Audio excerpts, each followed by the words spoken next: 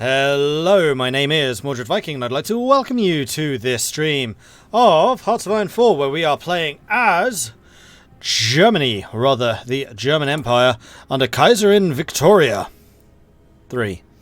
Kaiserreich gets some really nifty bonuses, but I'm not sure what exactly we're going to be doing here. I know that we're going to get into a conflict against the Soviets eventually, although the Soviets are in fact already fighting Japan. Okay, I missed that. When did that war start?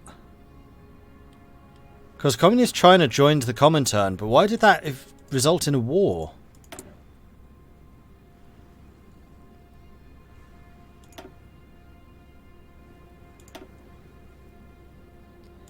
The Ma-Soviet War. Jibai-San-Ma Free State versus the Soviets. Communist China has already mostly capitulated, but everything that they take in China is going to be given to them. And this is going to have the effect of screwing the Soviets, because they're going to be fighting a two-front war again. Japan declared war on Communist China. Did they? Oh, I missed that. Interesting. Anyway, we are slowly but surely absorbing more and more nations into the European Union, which is beginning to look rather magnificent, although the colour hasn't changed very much. It involves myself, Austria-Hungary, Latvia, Lithuania, Estonia, Finland, and of course, Mexico. And Britain. I love the fact that Mexico is in the European Union. This makes me very happy. Right, the other things we are doing is spying on the French pretty heavily. That is with the intention of... Okay, there's no real intention to that one. We are also spying on Romania, and that one does have an intention because we are trying to get the Romanians to join the European Union as well. It doesn't look like diplomatic pressure changes depending on the network amount, so we're just going to switch you over to starting to apply diplomatic pressure. We need to improve relations further. We could guarantee them. You know what? I like that idea. We're going to guarantee Romania. They're also being guaranteed by France, which is interesting.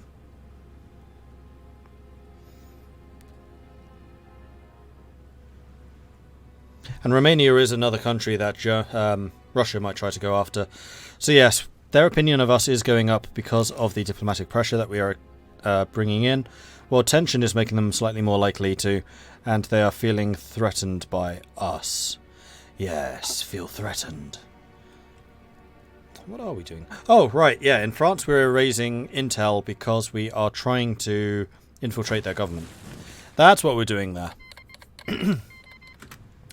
Integralist Brazil declared war on the Empire of Brazil. So the Brazilian inheritance did not function quite as intended, and now Portugal is going to be joining the Brazilians in the Brazilian Civil War.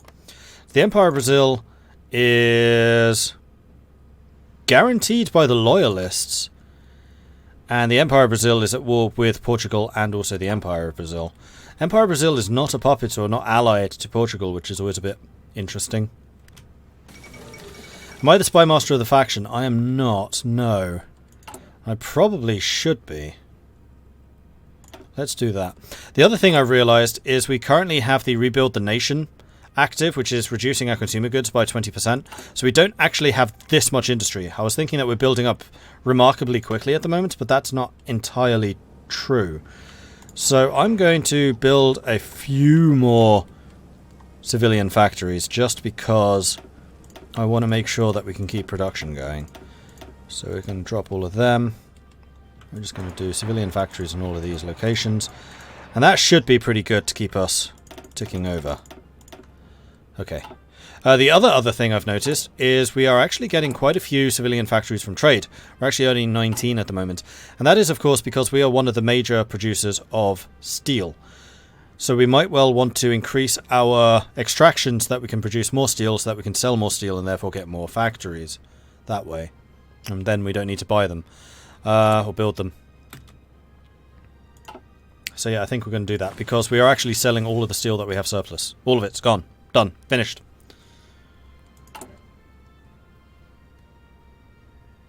Resistance contacts, steel blueprints. No. I want to continue infiltrating. I want to try and get into their army and their navy if we can. You're 40% done in the influencing thing. Is this going to make any real difference? I don't know what the maximum will be. It's probably going to be like plus 20 maximum. We'll see. Anyway, we do have some more units which are ready to deploy, so let's go ahead and do that. Let's put you in Turingen. You to you. You start training them. And then the infantry is also pretty much done. Deploy you in Hanover. Your new general. Begin training them as well. Alright, you guys are going to be commanded by Munstein, probably. Another brilliant strategist. Alright, and where are we going to deploy you? Against the Dutch.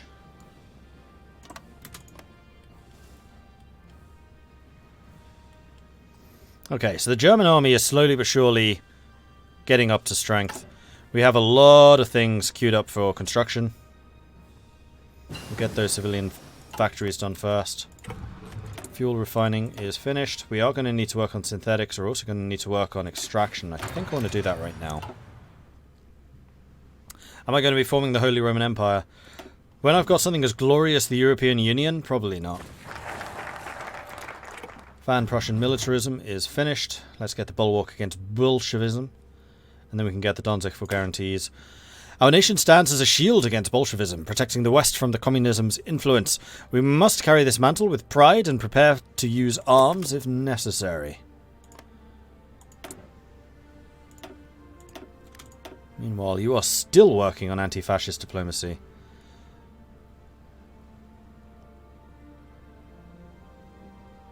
Loyalist gains anti-fascist diplomacy focus opinion of Soviet Union plus 15. The Loyalists are fascist. So is Italy. Oh, Italy gets a debuff. Why on earth are the Loyalists getting an anti-fascist bonus? Huh? Oh, they're non-aligned. That would be why. Okay.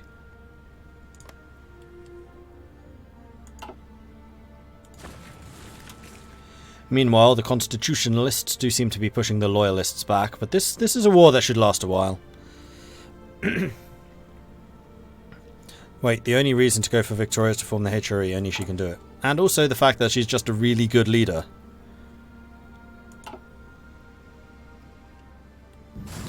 Have the Loyalists done Honour the Confederacy yet? Not sure. Not even sure that we'd be able to see that. Where is it? It's here. Don't know. I somewhat doubt it, but I don't know for sure. Right, so how much fuel are we low? We are really low on fuel, actually. So we're going to keep on buying some more from the Constitutionalists. We'll get 6 in. Or actually, are the aeroplanes done training? They are probably done training. Because that's where the fuel supply is going. The majority of them have.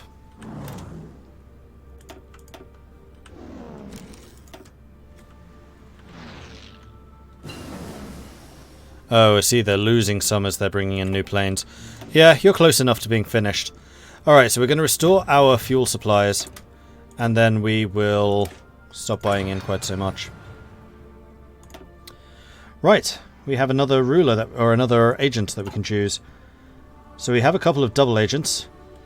Juan Puyol and Dusko Pupov. Juan Puyol is a double agent. That's interesting, because in the UK game, he starts as one of your agents. And he's a double agent for Britain against Germany. But now we're playing as Germans, he's a double agent for Germany against Britain. Suspicious.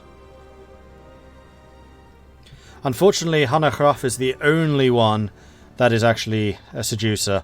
And Victoria's Secret requires seductive agents. So we are going to hire you. And we're going to start spying on the Soviets so I can have a look at them. Can you see the portrait for Orléans France? There you go.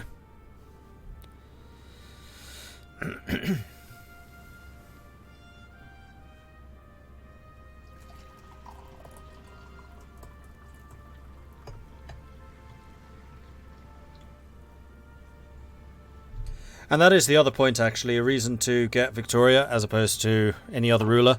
You can't name your Secret Service Victoria Secret if you don't have Victoria. Well, you can, it just wouldn't make nearly as much sense. Maybe build synthetics. Maybe we should. Already got it queued up. We just need to get through the build list.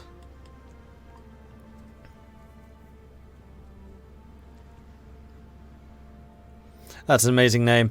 It really is, isn't it? And we've even got Cupid's bow as the, the symbol. And every single one of our agents is seductive.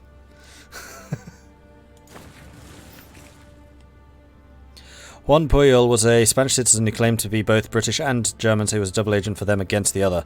At the end of the war, after Britain had won, the evidence came out that he was pro-British. Aha. The fall of Vladivostok. Vladivostok, the largest city on the Russian Far East and home of the Soviet Pacific Fleet, has been stormed by the Japanese troops. Its strategic position at the far end of the Trans-Siberian Railway makes its loss all the more detrimental to the Soviet war effort in Asia. Many of the city's inhabitants still remember the Japanese occupation that lasted for several years during the Russian Civil War. See, if I knew... If I wasn't going to be fighting against the Soviets, I'd be feeding them weaponry right now. Speaking of weaponry, we do still have a bit of a surplus. We probably should rejig our production a bit. Medium tanks we're still getting a lot of, but that's just because we're replacing other stuff. Motorized. I think we can reduce our motorized production and increase something else. Though we've only actually got 3 doing it. And we do have a fair amount of motorized.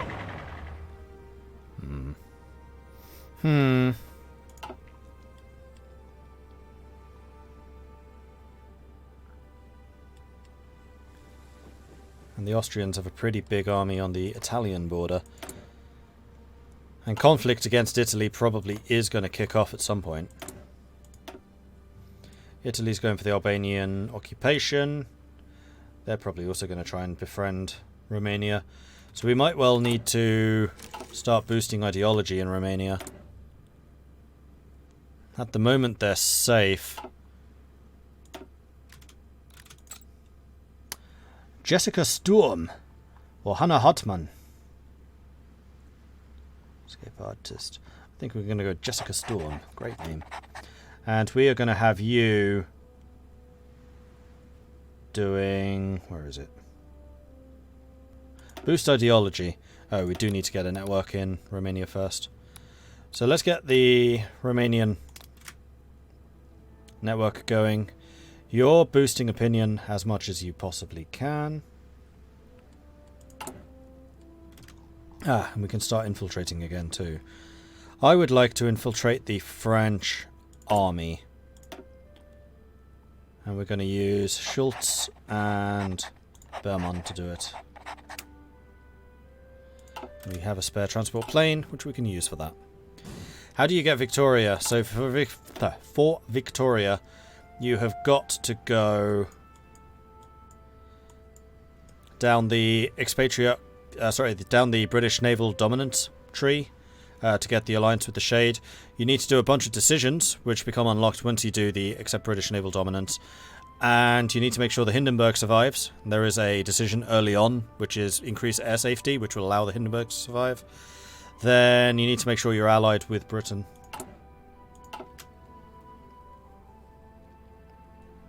Oh, and the Dutch need to refuse to send you Wilhelm II when you ask.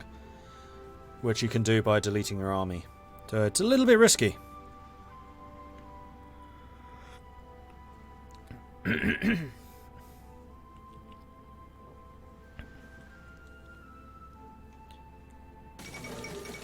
First time watching, always been on YouTube, so don't know what's going on at the moment, except for the fact that I'm Imperial Germany and America Civil War II.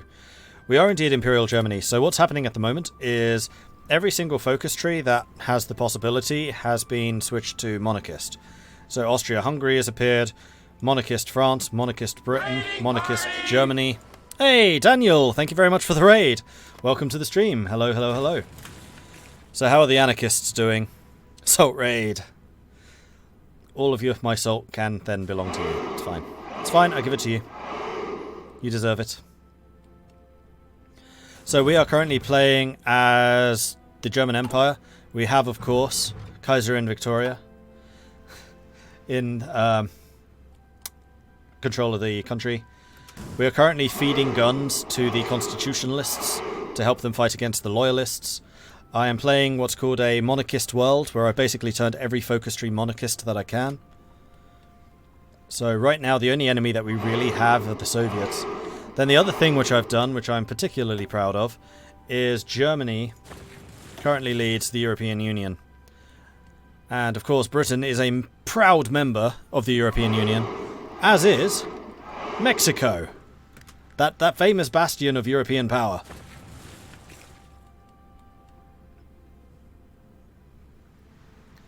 Grant OP, The New, Chosen Chaos, and Kirby's. Thank you very much for the follows. Welcome to the channel. Good to see you here. They're doing a lot better. That's good to hear. Yeah, I'm quite liking this world, although it's 1940 and there haven't been any major wars. With the exception of China and Japan. And Communist China, which flip sides. They joined the Japanese against the Chinese, and now they're allied with the Soviets against the Japanese. Right, we can get another spy. Carl Berman, or... No, he's the only one. Carl Berman it is. Our spy agency, and you're going to appreciate this. Victoria's Secret. Thank you, chat, for that one. And all of our spies are seducers. Because that just seems appropriate. Alright, who else are we going to go and spy on? I think we need to go and spy on the Italians. I don't trust them. Italy is still fascist. And I had to manually flip France monarchist because they don't actually have the option in their custom game options to go monarchist. The changes were made for Spain and for Portugal. You can actually change them, but France apparently got left out. Alright, let's do the Danzig for guarantees. The Poles surely must feel the danger of the Bolsheviks. Perhaps we can come to an agreement regarding the return of Danzig, Poznan and the Silesian Voivodeship, in exchange for guarantees of military support in case of invasion by the Reds. Surprised the Brits haven't gone after the Dominions. You're not wrong.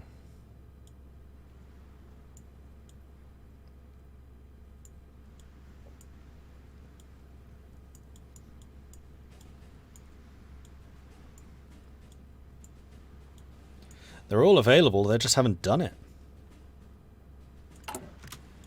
It's going to happen as soon as the Soviets declare war on us, isn't it? Soviets are improving the Stalin line. Finland, Estonia, Latvia and Lithuania are all in our faction. Actually, Estonia isn't. Can we invite you? Not yet, though that's actually getting quite close. So actually, you start diplomatic pressure on Estonia. So that hopefully we can get the Estonians on our side as well. I'm going to continue excavation because I want to continue producing steel so that we can export it.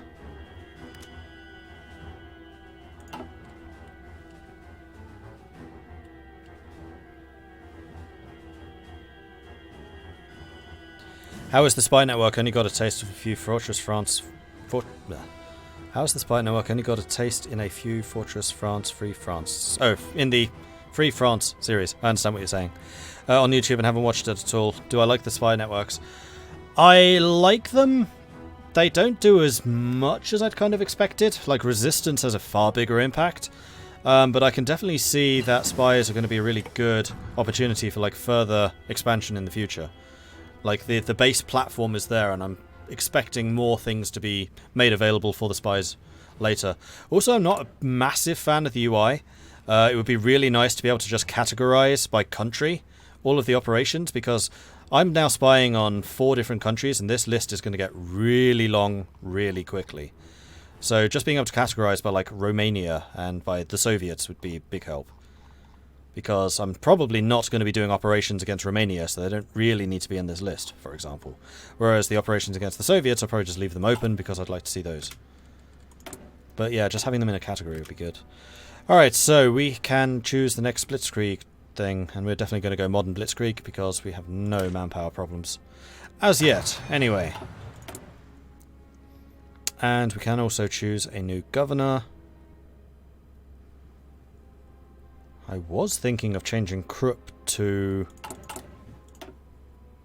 synthetic oil. Although we still have quite a few industrial technologies to go, so no, maybe not. Oh, you know what? We can get Rommel. We should probably get Rommel. Yeah, Rommel's a good idea. Might want to change the trade law.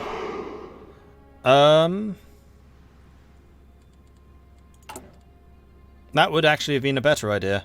You're not wrong. Make it exporter, if not free trade. Would also increase the amount of stuff we're building. I would also like to invest in a bit more passive defense, please. Turtleman, thank you very much for the follow. And the unknown South Jutlander, thank you very much for the follow. Welcome to the channel. I hear that Rommel guy is pretty good. Yeah, I mean, he did great things in Southeast Asia. So I'm expecting him to be adequate on the mainland. I'm loving this training ability. The fact that you don't need to be training your entire army and it will automatically switch off when they're fully trained. It's great.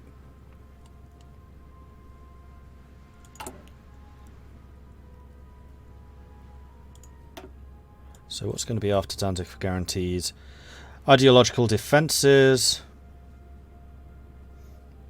Formalise the treaty. Send offer to all members of the Anti-Comintern Pact to form a defensive alliance against the Soviet Union. Defensive alliance will call members to war if one of them gets attacked by the Comintern. And then we get the Annex War goal against the Soviets. Annex War goal against Republican Spain, except it's Carlist Spain. Britain's starting to move some troops around. Oh yeah, how did the French do in their colonial wars? They're still fighting in Vietnam. It doesn't look like they've even managed to land. Meanwhile, Communist China still survives. Right, what else do we want? More passive defences? You know, let's get the decryption department so that we can start decrypting the Soviet ciphers. The assassination of Leon Trotsky. Leon Trotsky, once the top lieutenant and heir presumptive of Vladimir Ilyich Lenin, died today in a Mexico City hospital. He was attacked in his home with an ice axe by a Spanish national believed to have been in the employ of the NKVD. How barbaric. And you would join. Oh. Well, tension's not high enough. In that case, you may as well go back to spying on the Italians. And how's Romania doing? Are you ready to join us? No. Not yet.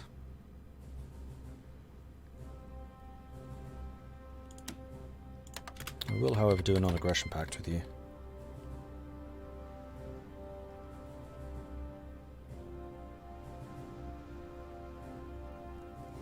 And their being non-aligned is actually making them less likely to join us. That's a bit annoying. Romania has a war goal against Greece. If they attack Greece, does that mean they would join us? I mean, they might.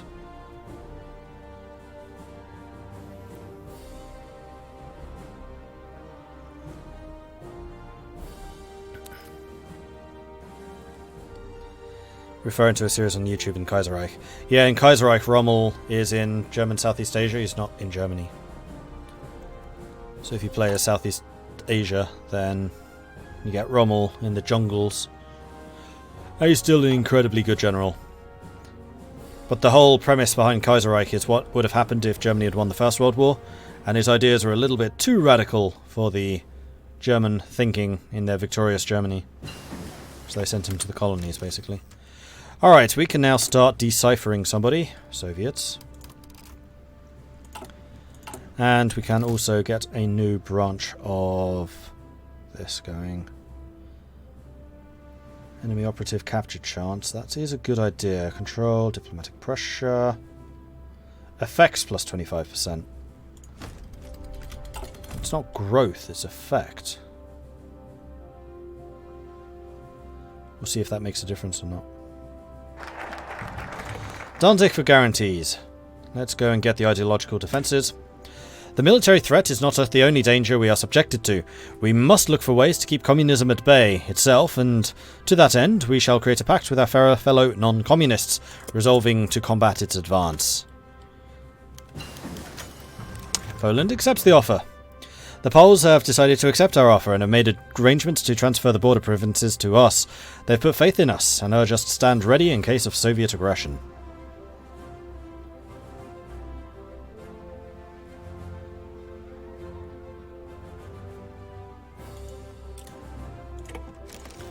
Now, would Poland join the faction? They would. Danzig returns. Poland returns Danzig. The Polish government has accepted a German proposal for the return of Danzig in exchange for military guarantees. A treaty has been drawn up, assuring the Poles that the Germans will come to their aid in the event of any hostilities committed against them. Though the price has been high, once more entirely cutting off the Poles from the sea, it may well have been worth it in light of the communist threat to the east. Danzig or war? Ha! Diplomacy prevails again. Alright, the European Union continues to grow. I really wish we had a slightly different colour so it could actually stand out against the non-aligned. It's kind of hard to see.